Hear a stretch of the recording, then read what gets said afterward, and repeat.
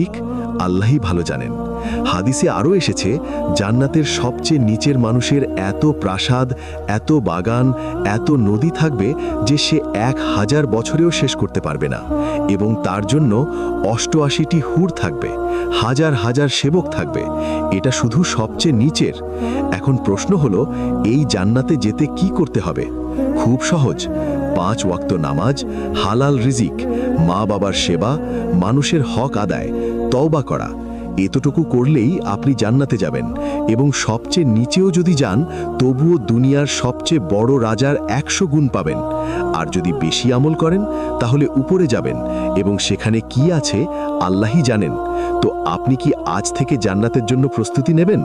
Like করুন, share করুন এবং কমেন্টে লিখুন ইনশাআল্লাহ জান্নাত। আর আমাদের ইসলামিক 7 চ্যানেল সাবস্ক্রাইব করুন এবং বেল আইকন চাপুন। জাযাকাল্লাহু খায়রান।